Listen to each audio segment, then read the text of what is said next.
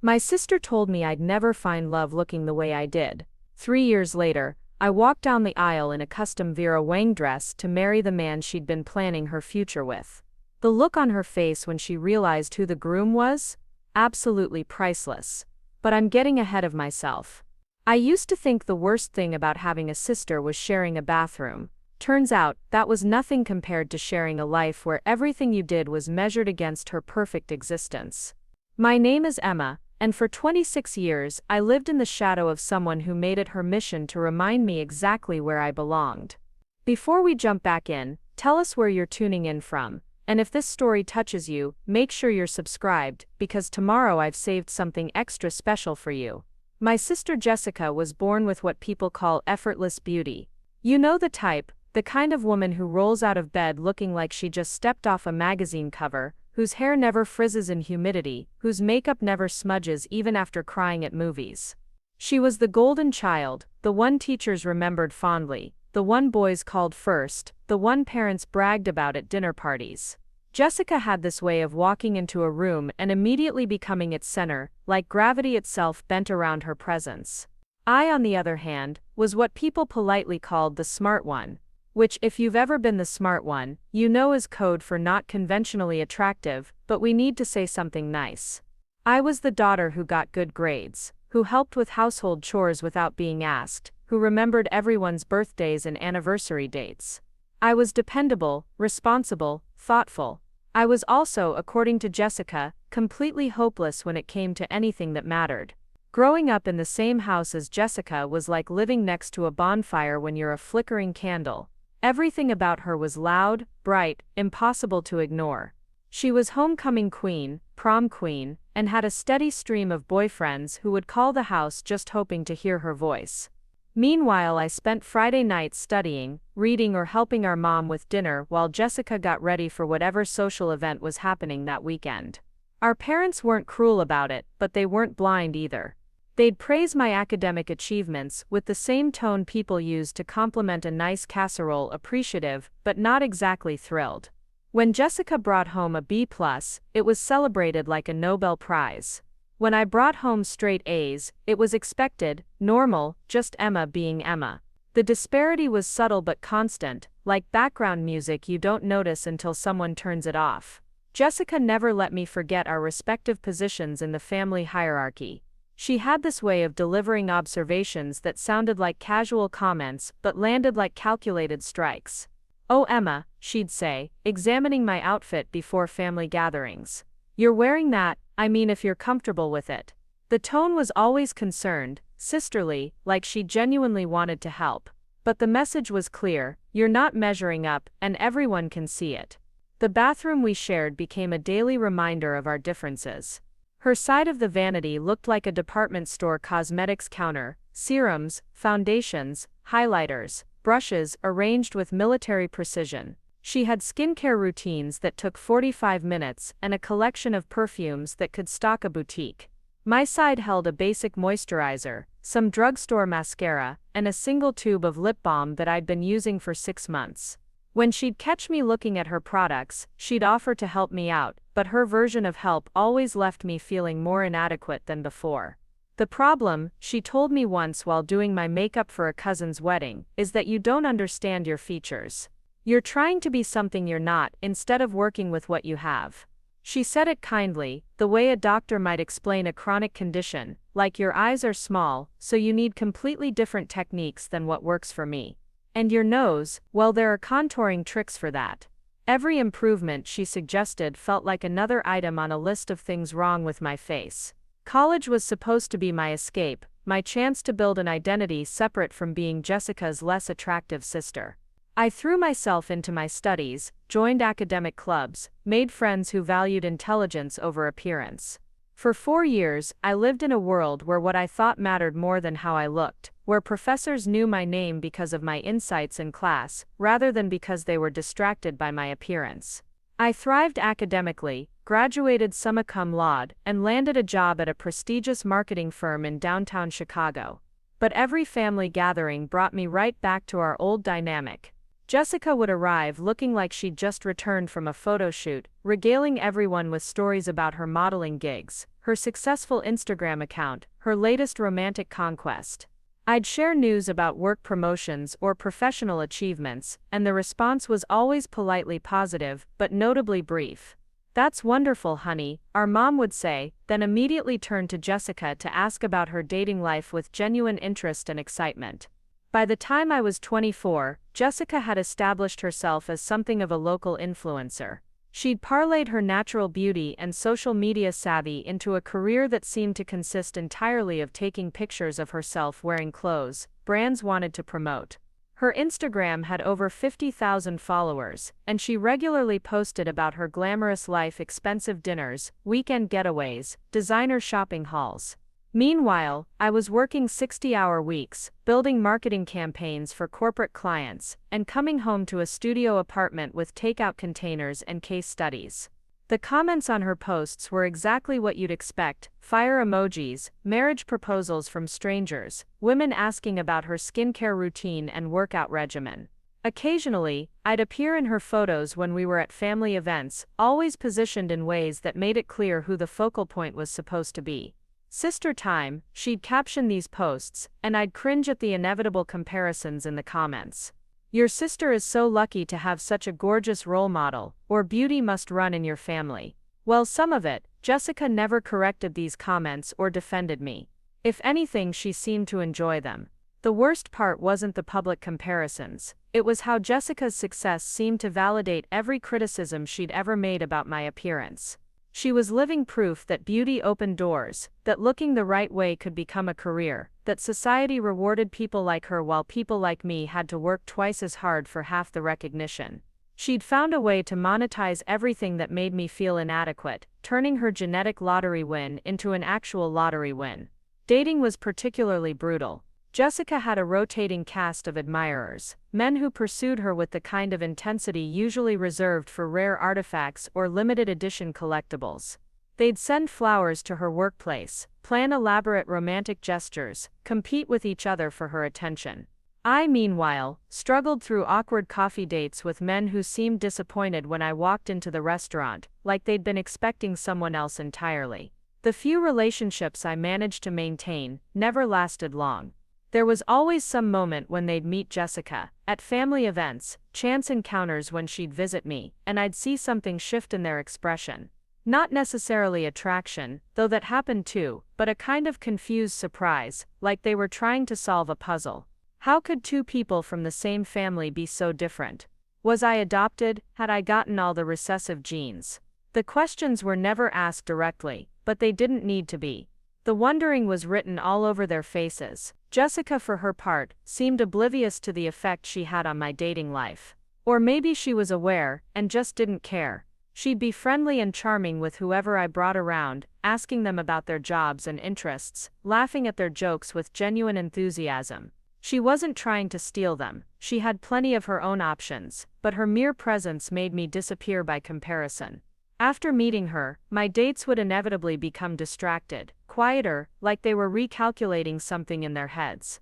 "You know," Jessica said to me, after meeting my boyfriend David at our parents' anniversary dinner, "he seems really nice. But are you sure he's, I don't know, right for you? He kept looking around the room like he was searching for something better."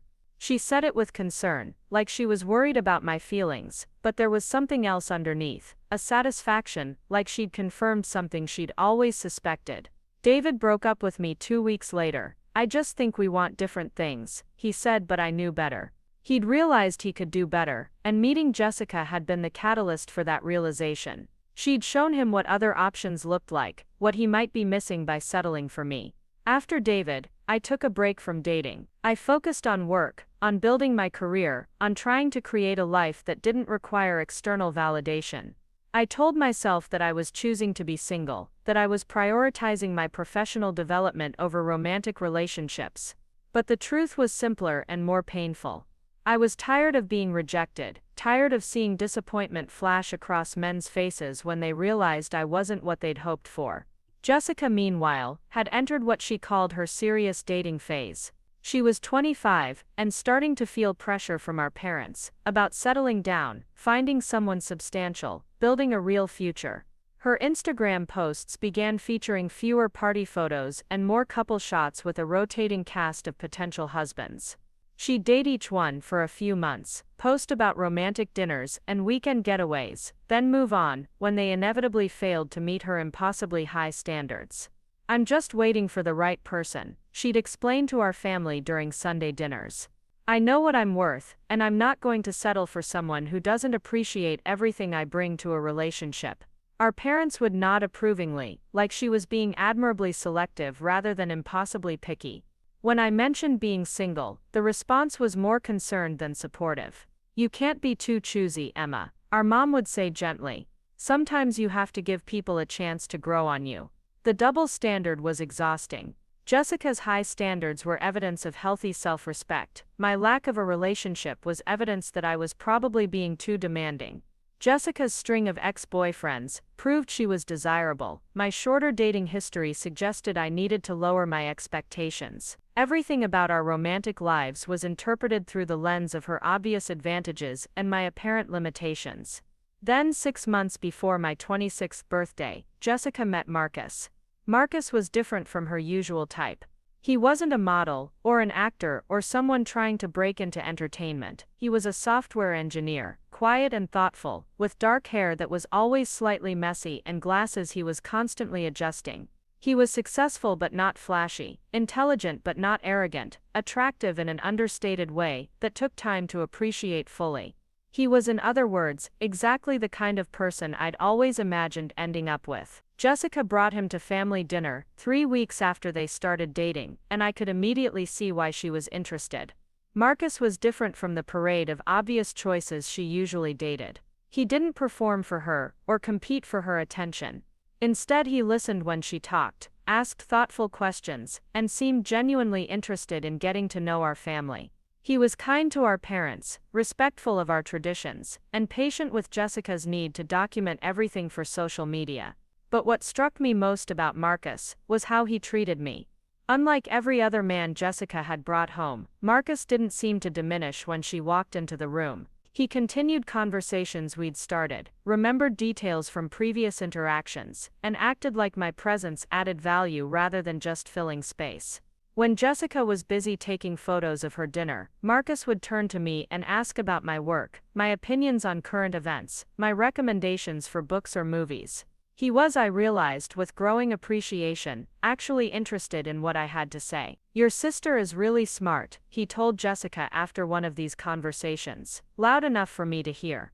I had no idea marketing involved so much psychology. She was explaining consumer behavior patterns, and it was fascinating.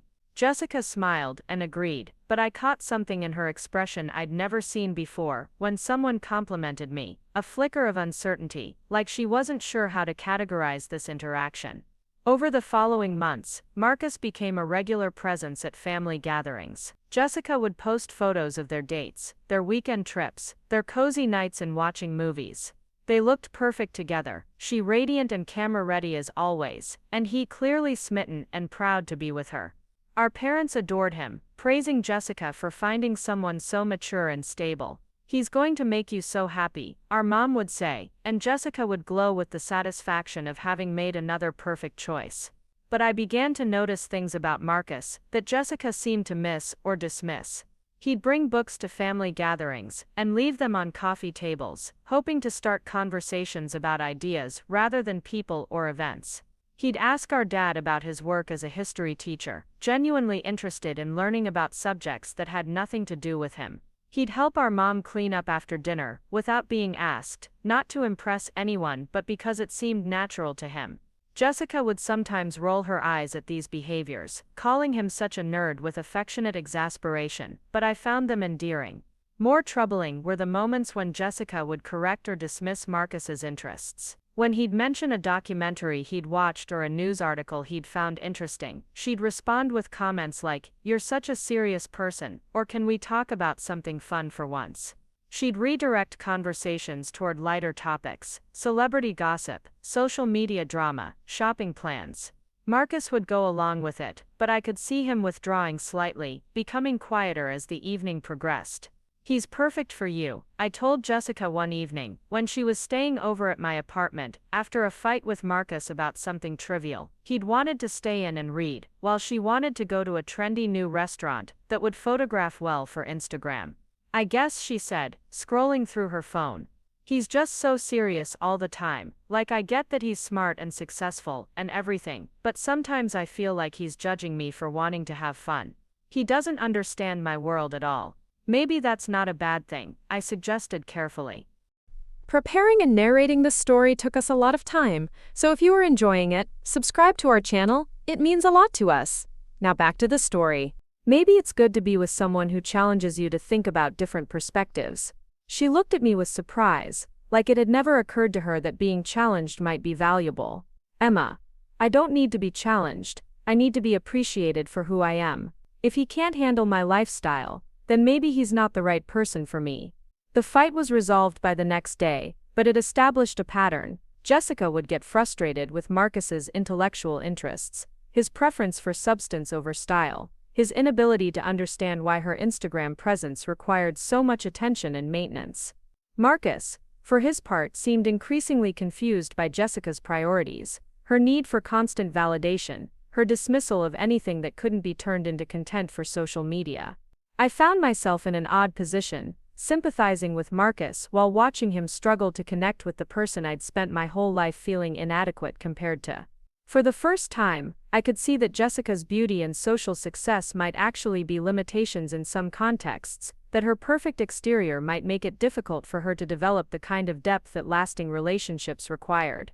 During one particularly awkward family dinner, Marcus mentioned a book about environmental policy that he thought Jessica might find interesting.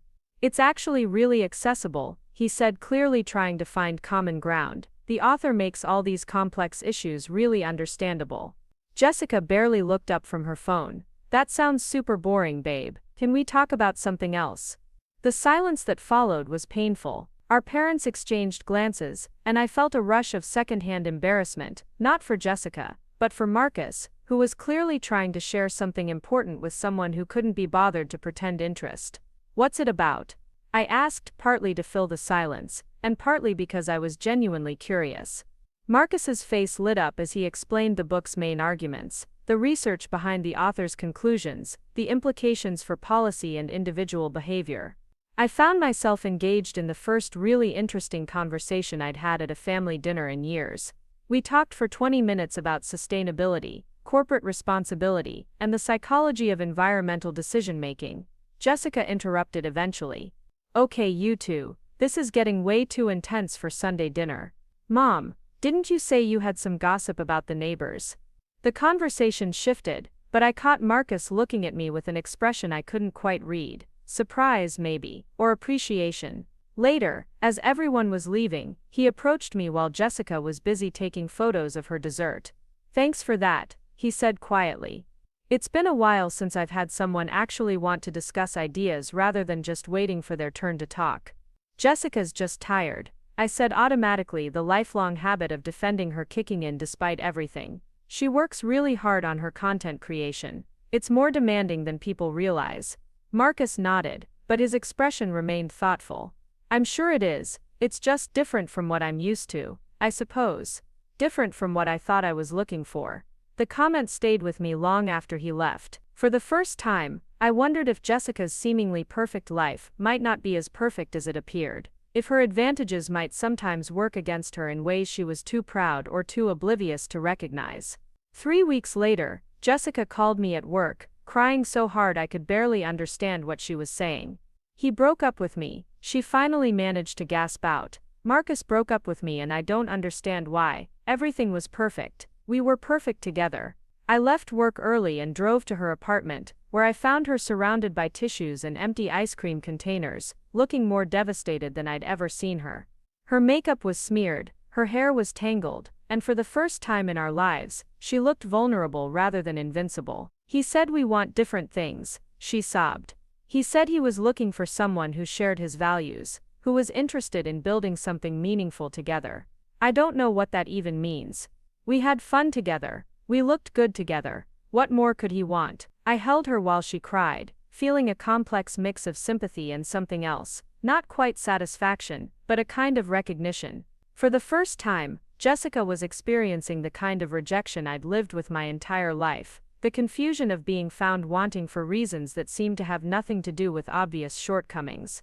Maybe he just wasn't ready for something serious, I offered, though even as I said it, I knew that wasn't the real issue. But I am ready, Jessica insisted. I wanted to introduce him to my followers. I was planning our future together. I thought he was going to propose soon. How could he not see how perfect we were? Over the following days, I watched Jessica spiral in ways I'd never seen before. She analyzed every text message Marcus had sent, every conversation they'd had, every photo they'd taken together, looking for clues about what had gone wrong. She couldn't understand how someone could choose to walk away from her, couldn't comprehend that her beauty and social status might not be enough to sustain a relationship with someone looking for deeper compatibility. "He's making a huge mistake," she declared after a week of crying and analyzing. "He'll realize what he gave up, and he'll come crawling back. They always do, but Marcus didn't come crawling back. In fact, he seemed to disappear entirely from our social circle." Jessica would drive past places she knew he frequented, hoping for a chance encounter that never came. She'd check his social media obsessively, looking for signs that he was miserable without her. Instead, she found pictures of him hiking with friends, attending lectures, reading in coffee shops, living the same quiet, intellectual life he'd always lived, seemingly unaffected by their breakup. The rejection broke something in Jessica that I'd never seen broken before. For the first time in her life, her beauty hadn't been enough, her social media presence hadn't mattered. Her ability to turn heads and inspire envy hadn't translated into keeping the one person she'd actually wanted to keep. She was experiencing what I'd felt my entire life, the bewildering pain of not being chosen despite offering everything you thought you had to give. "There's something wrong with him," she finally concluded after a month of failed attempts to win him back. "He obviously can't handle being with someone successful and confident. He probably felt intimidated by my lifestyle. Men like that need to feel superior to their girlfriends, and he couldn't handle being with someone who outshined him." I didn't argue with her interpretation, but privately I wondered if she was missing the point entirely. Maybe Marcus hadn't been intimidated by her success, maybe he'd been looking for a different kind of success altogether, the kind that came from intellectual curiosity, and meaningful conversations and shared values rather than external validation and social media metrics. 2 months after the breakup, Jessica seemed to have recovered. She was dating again, posting photos with new men who looked appropriately dazzled by her attention. She spoke about Marcus dismissively now, referring to him as that weird phase I went through, and joking about dodging a bullet with someone so boring and pretentious. But I could see that something had changed in her. There was a new edge to her confidence, a slight desperation in her need for validation that hadn't been there before. Marcus's rejection had introduced doubt into Jessica's worldview, and even though she'd seemingly bounced back, the cracks were still visible if you knew where to look. As for me, I found myself thinking about Marcus more than I should have. Not romantically, he'd been Jessica's boyfriend, which put him firmly in the off-limits category, but intellectually, I kept remembering our conversation about environmental policy, the way he'd lit up when someone showed genuine interest in his thoughts, the quiet disappointment in his eyes when Jessica dismissed topics he cared about. I wondered what he was doing now, whether he'd found someone who appreciated the qualities Jessica had overlooked. 6 months later, I would find out exactly what Marcus was doing and who he was doing it with. But at that moment, sitting in Jessica's apartment listening to her rewrite history to protect her ego, I had no idea that my own life was about to change in ways that would transform everything I thought I knew about love, attraction, and the power of being truly seen by another person. I just knew that for the first time in my life, I'd watched Jessica fail at something that mattered to her, and instead of feeling satisfied by her rare experience of rejection, I found myself wondering what it would feel like to be chosen by someone like Marcus, someone who valued substance over surface, depth over beauty, authenticity over performance. I was about to find out. I never expected to see Marcus again, especially not at the local Barnes & Noble on a rainy Tuesday evening in October. I was there hunting for a book my boss had mentioned about consumer psychology, something that might give me an edge in the presentation I was preparing for our biggest client. The store was nearly empty, Just a few dedicated readers browsing quietly in the warm yellow light that made everything feel intimate and peaceful. I found him in the science section, completely absorbed in a thick volume about renewable energy technology. He was wearing a navy sweater that brought out the color of his eyes, and his hair was even more tousled than usual, like he'd been running his hands through it while he read. For a moment, I considered leaving before he noticed me. After all, what was I supposed to say? Hey, remember me, your ex-girlfriend's less attractive sister. But then he looked up, and his face broke into a genuine smile that made my decision for me. Emma, he said, closing the book but keeping his finger between the pages to mark his place. What a nice surprise. How are you? There was no awkwardness in his greeting, no uncomfortable pause, while he tried to remember my name, or figure out how to navigate this unexpected encounter. He seemed genuinely happy to see me, like running into an old friend rather than a reminder of a relationship that had ended badly. I'm good, I said, suddenly self-conscious about my appearance. I'd come straight from work and was wearing my standard professional uniform, a black blazer, simple blouse, and pants that were practical rather than flattering. My hair was pulled back in what I'd optimistically called a bun that morning, but now suspected looked more like a messy afterthought. Just doing some research for work. You? He held up the book he'd been reading. Same actually. Well, professional development anyway. I'm working on a project that involves sustainable technology implementation, and I wanted to understand the latest innovations. He paused, looking slightly embarrassed. I know, most people would just Google it, but I like the depth you get from actual books. That's not weird at all, I said quickly. I prefer books too. Google gives you facts, but books give you context and analysis. You can see how ideas develop and connect to other concepts. His smile widened. Exactly, Jessica never understood that. She'd always say, why spend hours reading something when you can get the summary in 5 minutes online? The mention of my sister hung between us for a moment, and I waited for the familiar discomfort that usually accompanied comparisons between us. But instead, Marcus just looked curious, like he was genuinely interested in my perspective, rather than using me as a reference point for someone else. Can I buy you a coffee? He asked suddenly. I mean, if you have time. There's a little cafe upstairs, and I'd love to hear more about your work. You were telling us about consumer psychology at that dinner a few months ago, and I've been thinking about it ever since. He remembered. Not only did he remember our conversation, but he'd been thinking about it. I couldn't recall the last time someone had found something I'd said memorable enough to contemplate months later. The cafe was small and cozy, with mismatched furniture and the kind of atmosphere that encouraged long conversations. We found a corner table away from the few other customers, and I watched Marcus arrange his book, coffee cup, and napkin with the same careful attention he seemed to give everything. There was something soothing about his deliberate movements, the way he took time to settle in rather than rushing through the interaction. So tell me about this consumer psychology work, he said, leaning forward slightly. Are you applying behavioral science to marketing campaigns? For the next hour, we talked about my job, his projects, books we'd read, ideas we'd been considering. It was the kind of conversation I'd dreamed of having with someone, deep, wandering, full of tangents and connections that led to even more interesting topics. Marcus asked thoughtful questions, offered insights that made me see my own work from new angles, and shared his own experiences with the kind of intellectual honesty that made everything feel authentic and important. I have to confess something, he said, as we were finishing our second cups of coffee. I always hoped I'd run into you somewhere like this. You were the only person in your family who seemed interested in ideas for their own sake, not just as conversation pieces or ways to impress people. The comment should have felt like a criticism of my family, but the way he said it made it sound like a compliment for me. For the first time in my life, someone was comparing me to Jessica and finding me preferable. Not despite being different from her, but because I was different from her. Jessica has other strengths, I said, the automatic defense kicking in even though I didn't entirely mean it. I'm sure she does, Marcus agreed, but they're not the kinds of strengths I'm looking for in a partner. It took me too long to realize that, and I probably wasn't fair to her because of it. There was something in his tone that made me look at him more carefully. What do you mean? He was quiet for a moment, turning his coffee cup in its saucer. I think I was trying to make her into someone she wasn't. I kept hoping she'd develop interests in the things I cared about, that she'd want to have the kinds of conversations I valued, but that wasn't who she was, and it wasn't fair of me to expect her to change just because I wanted her to. She really cared about you, I said softly. She was devastated when you broke up. I know, and I hated that I hurt her, but staying would have been worse, for both of us.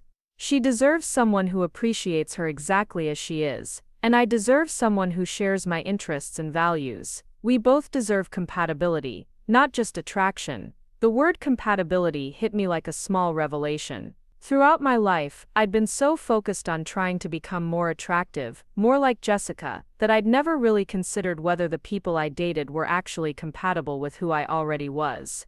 I'd been trying to change myself to fit their preferences instead of looking for someone whose preferences naturally aligned with my authentic self.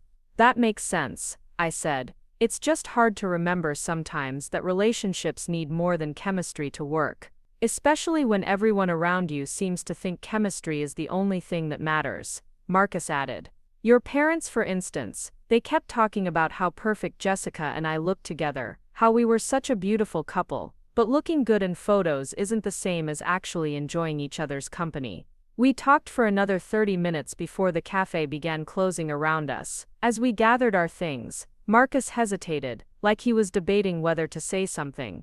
Would you maybe want to do this again sometime? He asked, finally. Not as a date or anything, he added quickly, just as friends who enjoy talking to each other. I don't have many people in my life who appreciate the same kinds of conversations, and tonight reminded me how much I miss that. I'd like that, I said, meaning it more than I'd meant anything in a long time. We exchanged phone numbers, and he walked me to my car, despite the fact that his was parked in the opposite direction. As I drove home, I felt something I couldn't quite identify at first. It wasn't excitement exactly, or attraction, though there were elements of both. It was more like recognition, the feeling of being seen and appreciated for qualities I'd started to think were invisible or unimportant. Over the following weeks, Marcus and I began meeting regularly.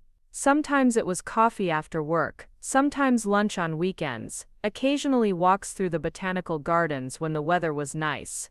We talked about everything: books, current events, our jobs, our families, our hopes for the future. Every conversation revealed new layers of compatibility, shared interests I'd never expected to find with another person.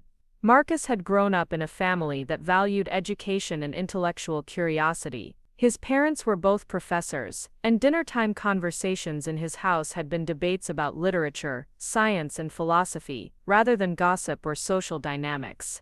He'd learned to find fulfillment in understanding, rather than being understood, in exploring ideas rather than promoting himself.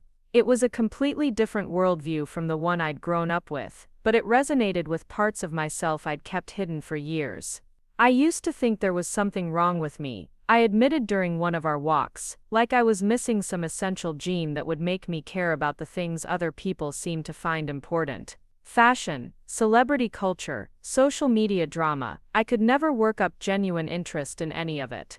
There's nothing wrong with you, Marcus said firmly, you just have different priorities. The world needs people who think deeply about things, who ask questions instead of just accepting whatever they're told to care about. It was revolutionary to hear someone not just accept my differences but celebrate them. With Marcus, I didn't feel like the smart one by default, or the less attractive sister by comparison. I felt like Emma, a complete person worthy of attention and affection for exactly who I was. But our growing friendship created a complicated situation. Marcus was Jessica's ex-boyfriend, and even though their relationship had ended months ago, there were unspoken rules about these things.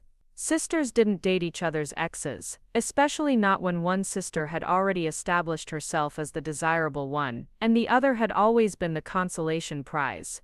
I hadn't told Jessica about my meetings with Marcus, partly because I wasn't sure how to explain them, and partly because I knew she wouldn't understand. In her mind, ex-boyfriends were either mistakes to forget, or prizes to win back. The idea of maintaining a friendship with someone she'd dated would seem pointless at best, threatening at worst. Meanwhile, Jessica had moved on to a new relationship with someone named Tyler, a personal trainer with an Instagram following almost as large as hers. Their feeds were filled with gym photos, protein shake endorsements, and carefully staged romantic moments that screamed performance rather than intimacy. Tyler was exactly the kind of partner Jessica had always attracted: beautiful, focused on appearance and status, more interested in being seen with her than in knowing her. He gets my lifestyle, she told me over dinner one evening. He understands that image matters, that building a brand requires dedication. We have the same goals and values. I nodded and made appropriate responses, but privately I wondered if having the same goals and values was enough when those goals and values seemed so superficial. Did Jessica and Tyler ever talk about ideas or dreams or fears? Did they challenge each other to grow or think differently? Did they even like each other, or did they just like how they looked together? The question felt hypocritical coming from me, since I'd spent my entire life wishing someone would choose me based on appearance rather than having to work so hard to prove my other qualities. But watching Jessica with Tyler, seeing how their interactions centered around workouts and photo opportunities, and mutual promotion, I began to understand what Marcus had meant about compatibility being more important than chemistry. 3 months after our first coffee, Marcus and I were having lunch at a small Italian restaurant when he looked across the table with an expression I'd never seen before. "Emma," he said carefully, "I need to tell you something, and I'm not sure how you're going to react." My heart started beating faster. "Okay, I've been thinking about you constantly," he said. "Not as Jessica's sister, not as a friend, but as yourself. As Emma, and I know this is complicated because of my history with your family, but I can't pretend these feelings don't exist anymore." The restaurant seemed to fade around us. "What feelings?" "I'm falling in love with you," he said simply. "Actually, I think I've been falling in love with you since that first conversation we had about environmental policy at your parents' house. You were the only person in the room who wanted to engage with ideas rather than just waiting for your turn to talk, and I kept thinking about that for weeks afterward." I stared at him, unable to process what he was saying. "But you were dating Jessica then." "I was trying to date Jessica," he corrected. "But even then I was more excited about talking to you than I was about spending time with her." That should have been my first clue that something was wrong with that relationship. "Marcus," I started, but I didn't know how to finish the sentence. Everything I'd ever believed about myself, about attraction, about who deserved love and who didn't, was crumbling around this moment. "I know this is complicated," he continued. "I know there are social rules about dating your ex's sister, and I know your family might not understand. But Emma, I've never connected with anyone the way I connect with you. You're brilliant and kind and funny, and beautiful in ways that have nothing to do with conventional standards. You see the world the way I see it, you value the things I value, and you make me want to be a better person just by being yourself." "Beautiful," I repeated, focusing on the one word that seemed impossible. "Incredibly beautiful," he said without hesitation. "Not in the obvious way that Jessica is beautiful, but in a deeper way. Beautiful because of how your mind works, because of your compassion, because of your authenticity. Jessica is beautiful like a painting you admire from a distance. You're beautiful like a home you never want to leave." I started crying then, not from sadness, but from relief so overwhelming it had nowhere else to go. Someone saw me, really saw me, and found me not just acceptable but desirable. Someone preferred my kind of beauty to Jessica's kind of beauty. Someone chose me not as a consolation prize, but as a first choice. "I love you too," I whispered, surprised by my own certainty. "I've been trying not to admit it because it seemed impossible, but I love you too." He reached across the table and took my hand, and for the first time in my life, I felt like the woman someone had been waiting for, rather than the woman someone was settling for. "So what do we do now?" I asked. "We figure it out together," he said. "We take this one step at a time, and we deal with whatever complications come up. But Emma, I'm not willing to pretend these feelings don't exist just because the situation is unconventional." "Are you?" I thought about Jessica, about our parents, about the lifetime of being second choice that had brought me to this moment. Then I looked at Marcus, at the man who saw value in everything Jessica had dismissed about me, who wanted to build something real rather than just look good in photos. "No," I said, "I'm not willing to pretend anymore either." That night, I called in sick to work for the first time in 2 years and spent the evening walking through the city with Marcus, talking about everything we'd never been able to say before. We talked about the future we might build together, the values we shared, the dreams we wanted to pursue. We talked about the practical challenges of dating someone from my family's social circle, the conversations we'd need to have, the boundaries we'd need to establish.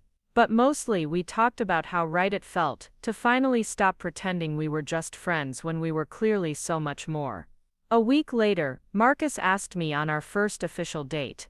He picked me up at my apartment with flowers, not roses, but a mixed bouquet of unusual blooms he'd chosen, because they reminded him of me. Unique, he said, and more interesting when you took time to really look at them. We went to a small restaurant that specialized in farm-to-table cuisine, the kind of place that cared more about substance than presentation. Over dinner, we talked about books and travel, and the projects we were excited about at work. We debated politics and philosophy, shared embarrassing childhood stories, and made each other laugh until other diners started looking over at our table with amused expressions. After dinner, we walked through the downtown arts district, stopping to look at gallery windows and street art. Marcus held my hand, like it was something precious, and I felt beautiful in a way I'd never experienced before. Not because I looked different, but because someone was seeing me differently. I have something to confess, I told him as we stood in front of a mural depicting abstract figures reaching toward the sky. What's that? I used to be jealous of Jessica, I said. Not just recently, but my whole life. I envied her confidence, her beauty, the way people responded to her. I thought if I could just be more like her, I'd finally be happy. Marcus was quiet for a moment, studying the mural, and now I realize I was trying to be the wrong person, I said. I was so focused on becoming someone else that I never learned to appreciate who I already was. But you see me as I am, and you make me feel like that's not just enough. It's exactly right. It is exactly right, he said, turning to face me. Emma, you're not Jessica's less attractive sister, or the smart one by default, or any of the other labels people have given you. You're Emma, and Emma is extraordinary. He kissed me then, right there on the sidewalk, with people walking past and cars driving by, and I felt like the heroine of my own story for the first time in my life. Over the following months, Marcus and I built something I'd never thought possible, a relationship based on genuine compatibility rather than compromise or settling. We spent weekends, hiking and visiting museums, cooking elaborate meals together while debating the news, reading the same books, so we could discuss them afterward. He introduced me to his friends, who welcomed me warmly and treated me like someone worth knowing, rather than someone to politely tolerate. With Marcus, I discovered parts of myself I'd kept hidden for years. I was funny when I wasn't trying to compete with Jessica Charisma. I was confident when I wasn't worried about measuring up to impossible standards. I was attractive when someone was looking for the qualities I actually possessed, rather than the ones I'd never managed to develop. But our happiness existed in a bubble that I knew couldn't last forever. Eventually, we'd have to tell people about our relationship. Eventually, we'd have to face Jessica's reaction, and our parents' confusion, and the social complications of a situation that didn't fit neatly into conventional categories. The decision was made for us on a Saturday afternoon in March. Marcus and I were having lunch at an outdoor cafe when I spotted Jessica across the street with Tyler, apparently on their way to some kind of fitness photo shoot, based on their matching athletic wear, and the professional-looking camera Tyler was carrying. I grabbed Marcus's arm. "We need to leave. Now, what's wrong?" he asked, then followed my gaze across the street. But it was too late. Jessica had seen us, and her expression of casual curiosity was already shifting into something much more complex. She said something to Tyler, who looked in our direction with mild interest, and then started crossing the street toward us. "Emma?" she called out, her voice carrying a note of confusion that would soon become something much sharper. "What are you doing here?" And Marcus, oh my God, I didn't know you two knew each other. The moment I'd been dreading for months had arrived, and there was no script for how to handle it. How do you tell your sister that you're dating her ex-boyfriend? How do you explain that the person she'd dismissed as boring and incompatible had become the love of your life? "Hey Jessica, I said, my voice steadier than I'd expected. Tyler, good to see you again. Jessica was looking back and forth between Marcus and me, clearly trying to piece together what she was seeing. Are you two? She trailed off, unable or unwilling to finish the question. Marcus reached for my hand, a gesture that answered her unspoken question more clearly than words could have. We're together, he said simply. It's still new, but we wanted to tell you before you heard it from someone else. The color drained from Jessica's face, and for a moment she looked genuinely shocked. Then her expression hardened into something I'd never seen before, not just anger but betrayal, confusion, and something that looked almost like fear. You're together? She repeated. Together as in dating? As in my ex-boyfriend is now dating my sister. Jessica, I started, but she cut me off. No, Emma, this is too weird. Even for you, this is too weird. What is this, some kind of revenge fantasy? You couldn't get your own boyfriend, so you had to steal mine. The accusation hit like a slap, partly because it was so unfair and partly because it contained just enough truth to sting. Had part of me been motivated by wanting what Jessica had some small vindictive part of me enjoyed the idea of being chosen over her for once. It's not like that, I said. We didn't plan this. We ran into each other, started talking, and realized we had a connection. A connection, Jessica repeated, her voice dripping with disbelief. You had a connection with my ex-boyfriend. The ex-boyfriend you know I still care about.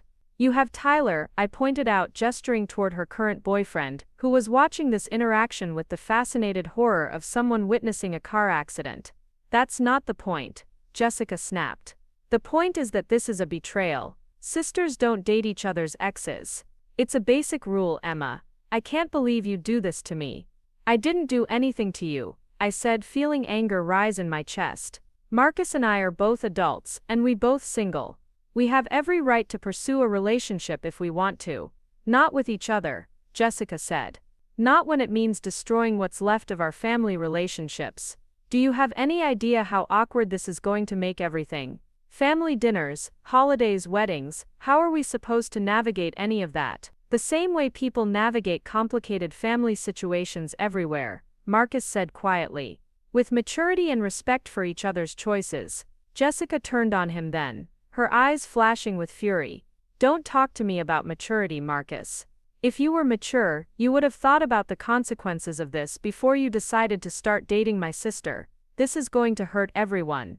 Emma, me, our parents, our whole family dynamic. Maybe, I said, surprised by my own calm. But Jessica, for the first time in my life, I'm with someone who actually wants to be with me. Someone who chose me because of who I am, not despite who I am. I'm not going to give that up just because it makes holiday dinners awkward. The words hung between us, and I watched Jessica process what I'd just said. The implication that Marcus had chosen me over her, that someone had found me preferable to the golden daughter, the perfect sister, the woman who'd never been rejected by anyone who mattered. You think he chose you over me, she said, her voice dangerously quiet. Emma, you're deluding yourself. Marcus is using you to get back at me for breaking up with him. He's trying to make me jealous by dating you, and you're too naive to see it. The cruelty of the comment took my breath away. Not just because of what she was implying about Marcus, but because of what she was saying about me, that I was so obviously inferior to her, that the only possible explanation for someone choosing me was revenge or manipulation. That's not true, I said, but I could hear the uncertainty creeping into my voice. Isn't it? Jessica continued, sensing weakness. Think about it, Emma. You're smart enough to see the pattern here. He dates me, I break up with him, and suddenly he's interested in you. That's not love, that's strategy. And you're letting him use you because you're so desperate for male attention that you can't see when someone is manipulating you. Each word was precisely calculated to hit my deepest insecurities, to make me question everything I'd started to believe about myself and my worth. This was Jessica at her most dangerous, using her intimate knowledge of my weaknesses to undermine the first real happiness I'd ever found. But as I looked at Marcus, saw the genuine hurt and anger in his eyes at Jessica's accusations, I realized something important. The Jessica who would say such cruel things about her own sister wasn't the perfect person I'd spent my life envying. She was someone who could only maintain her sense of superiority by tearing down everyone around her, someone whose beauty was only skin deep while her character was fundamentally ugly. You're wrong, I said. my voice stronger now. Marcus isn't using me and I'm not desperate. We're together because we care about each other, because we're compatible in ways you never were with him. And Jessica, if you can't be happy for me, if your first instinct is to try to destroy the best thing that's ever happened to me, then maybe the problem isn't with my relationship. Maybe the problem is with you. For the first time in our lives, Jessica was speechless. She stared at me like she'd never seen me before, like the quiet, accommodating sister she'd always known had been replaced by someone she didn't recognize. You'll regret this, she said finally. Both of you, this isn't going to end well, and when it falls apart, don't come crying to me. She turned and walked away, Tyler following behind her with the confused expression of someone who'd wandered into the middle of a foreign film without subtitles. I watched them go, feeling shaky but oddly liberated, like I'd finally stood up to a bully who'd been tormenting me for years. Are you okay? Marcus asked, putting his arm around me. I think so, I said. Actually, I think I'm better than okay. I think I just realized that Jessica's opinion of me matters a lot less than I thought it did. She was wrong, you know, he said quietly. About everything, about my motivations, about your worth, about us. She was completely wrong. I know, I said, and for the first time in my life, I actually meant it. I know she was wrong. That night Marcus and I talked about what had happened, what it meant for our future, how we wanted to handle the inevitable family drama that would follow. We made plans to tell our parents before Jessica could spin her version of events, to be honest about our relationship and our hopes for the future. Are you sure you're ready for this? Marcus asked, as we sat on my couch, my head resting on his shoulder. It's going to be complicated. Your family might take Jessica's side, and mine might think the whole situation is too messy to support. I'm sure, I said without hesitation. Marcus, I've spent my whole life trying to make everyone else comfortable with who I am. I've minimized myself, apologized for my interests, and accepted crumbs of affection from people who saw me as a consolation prize. But with you I get to be myself completely, and you love me for it. That's worth fighting for. He kissed the top of my head. It's definitely worth fighting for. 3 days later, Jessica called me for the first time since our confrontation at the cafe. Her voice was different, less angry, more calculated, like she'd been planning this conversation carefully.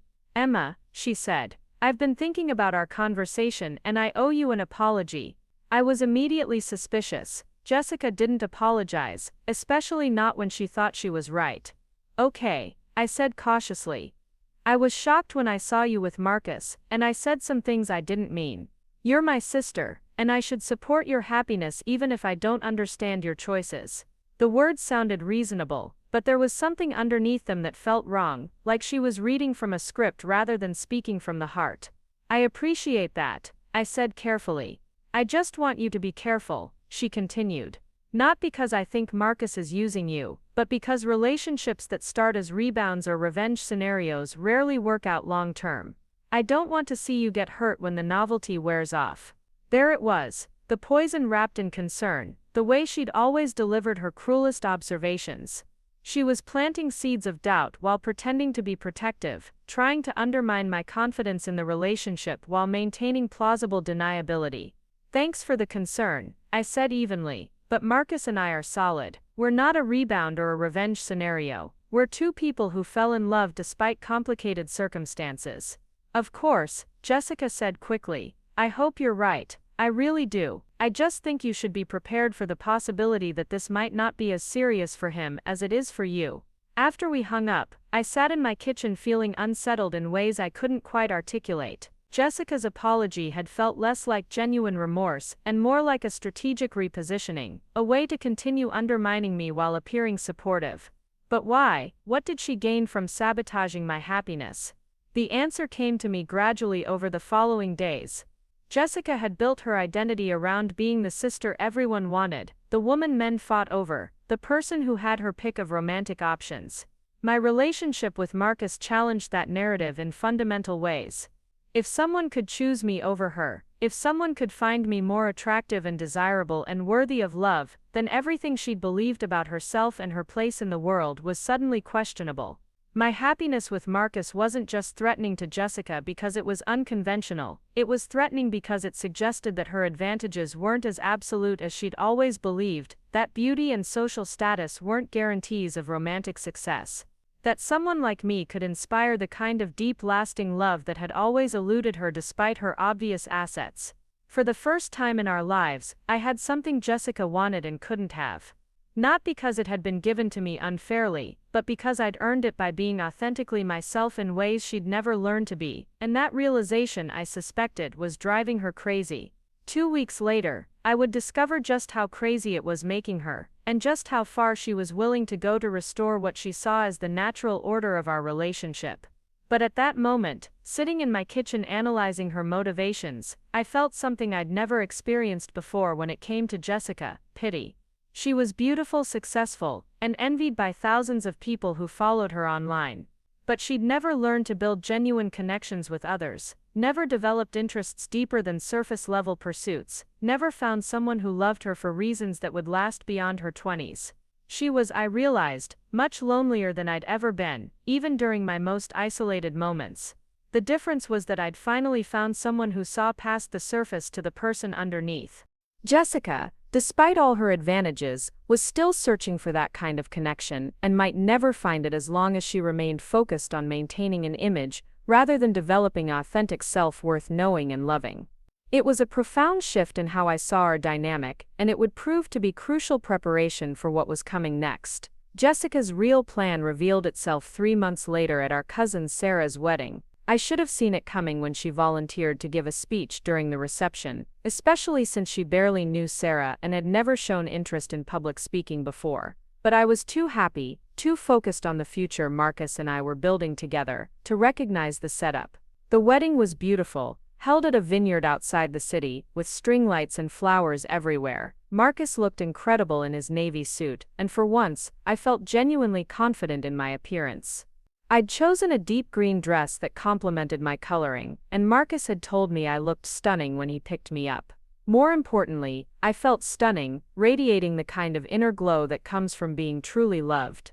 We'd been officially together for 6 months, and I'd never been happier. Marcus had met my coworkers, I'd become friends with his circle, and we'd started talking seriously about moving in together. Our parents had eventually accepted our relationship, though with some awkwardness that was slowly fading. Everything felt perfect, stable, like we'd weathered the worst of the family drama and come out stronger. Jessica approached the microphone during dinner, looking radiant in a champagne-colored dress that probably cost more than my monthly rent. She smiled warmly at the crowd, every inch the poised, confident woman everyone expected her to be.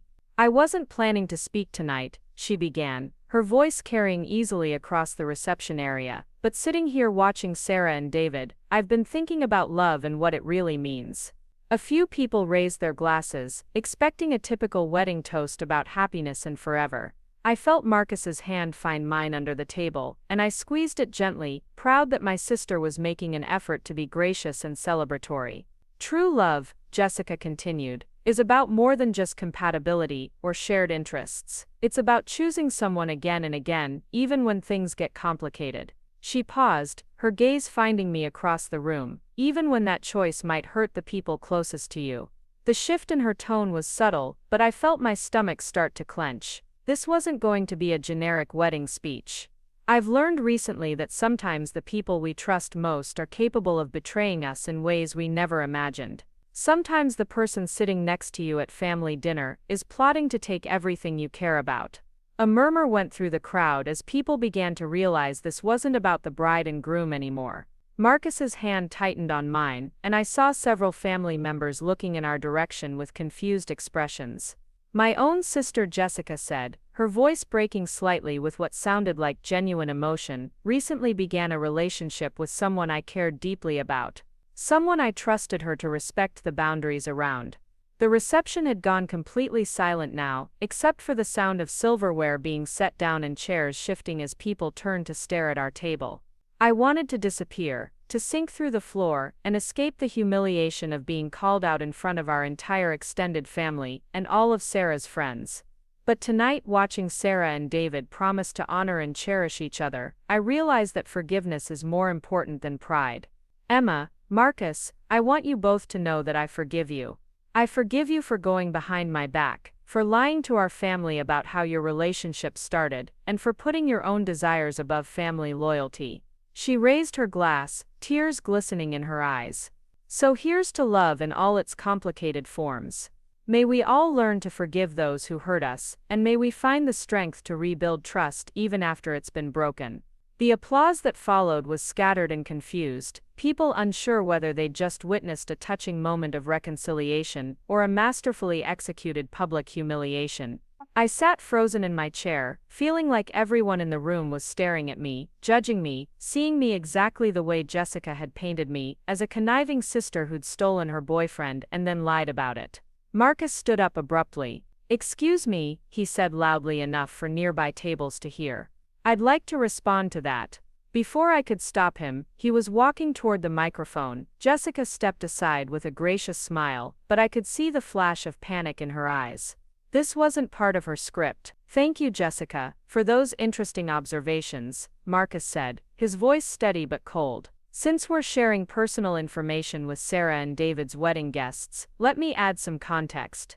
He looked directly at me, his expression soft and reassuring, then turned back to the crowd. "Emma and I didn't go behind anyone's back. We met months after Jessica and I had ended our relationship, and we developed feelings for each other honestly and openly. We told Jessica about our relationship as soon as it became serious, and we've never lied to anyone about how we met or why we're together." The room was dead silent now, everyone riveted by this unexpected family drama playing out during what should have been a celebration. "More importantly," Marcus continued, "Emma is the most honest, loyal, and kind person I've ever known. She's spent her entire life putting other people's feelings before her own, including those of a sister who apparently thinks public humiliation is an appropriate wedding gift." Jessica's face had gone pale, but she kept her smile fixed in place. "Emma, would you come up here please?" Marcus asked. I shook my head frantically, but he was already walking back toward me, extending his hand with a look that said "trust me." Against every instinct screaming at me to run from this nightmare, I took his hand and let him lead me to the front of the room. "6 months ago," Marcus said, his arm around my waist, "I fell in love with the most extraordinary woman I've ever met. Someone who sees the world clearly, who makes me laugh, who challenges me to be better every single day. Someone who deserves to be celebrated, not torn down by people who should be protecting her." He turned to face me fully, and I saw him reach into his jacket pocket. My heart stopped. "Emma Catherine Morrison," he said, dropping to one knee as gasps echoed through the reception hall, "will you marry me?" The ring was perfect, a vintage setting with a stone that caught the light beautifully, classic and elegant, and completely my style. Everything about the moment was wrong, the timing, the location, the audience, and yet it felt absolutely right. "Yes," I whispered, then louder, "Yes, of course yes." He slipped the ring onto my finger and kissed me while the room erupted in applause that was genuine this time, surprised but enthusiastic. When I looked up, I saw our parents beaming, our cousins cheering, even Sarah laughing and clapping from the head table. The only person not celebrating was Jessica, who stood frozen beside the microphone stand, her face cycling through emotions too quickly to track. She looked like someone watching a movie where the plot had suddenly changed without warning, where the ending she'd written for herself had been replaced by something completely different. Later, after we'd been congratulated by dozens of relatives and friends, after Sarah had hugged us and insisted she was thrilled to share her special day with our engagement, after the photographer had taken pictures of us with our families, Jessica finally approached us during a quiet moment on the terrace. "Congratulations," she said, her voice carefully neutral. "I suppose this makes everything official." "It was already official," I replied. "The ring just makes it visible." She studied my hand for a moment, and I watched her do the math. The ring was clearly expensive, clearly chosen with care and time. This wasn't a spontaneous decision prompted by her speech. Marcus had been planning this for weeks, maybe months. "You knew," she said to Marcus. "You knew I was going to say something tonight." "I suspected you might try to cause problems," he admitted. "Emma warned me that you'd been making comments about our relationship not being serious, about me using her to get back at you. I figured if you were going to create a scene, I might as well make sure it backfired." The calculation in Jessica's eyes was almost visible as she processed this information. Her big moment of public vindication had been turned into our engagement announcement. Her attempt to humiliate me had become the backdrop for my happiest moment. Every person who'd heard her speech had then watched Marcus propose, effectively contradicting everything she'd implied about our relationship. "You planned this," she said, and there was something like admiration in her voice along with the anger. "I planned to propose," Marcus corrected. "I've been planning it for months. I just moved up the timeline when Emma told me you'd been making comments about me not being serious about her. You used my wedding speech as the setup for your proposal," Jessica said slowly, like she was working through a complex equation. "You used my relationship as material for your wedding speech," I pointed out. "At least our announcement was about love and commitment. Yours was about revenge and humiliation." For a long moment, the three of us stood there in the warm evening air, the sound of laughter and music drifting out from the reception hall. Then Jessica did something I'd never seen her do before. She genuinely smiled at me. "You know what," she said, "I actually respect this. For the first time in our lives, you outplayed me at my own game." "It wasn't a game," I said. "That's the difference between us, Jessica. I wasn't trying to win anything. I was just trying to build something real with someone who loves me. And I was trying to destroy it because I couldn't stand the idea of you having something I couldn't have," she admitted. "That's pretty ugly, isn't it?" The honesty in her voice surprised me. For the first time, Jessica was acknowledging the dynamic that had shaped our entire relationship, the competition I'd never wanted to be part of. "It doesn't have to be ugly," I said carefully. "We're sisters, we don't have to be enemies." She was quiet for a moment, looking out at the vineyard where other wedding guests were taking photos among the grapevines.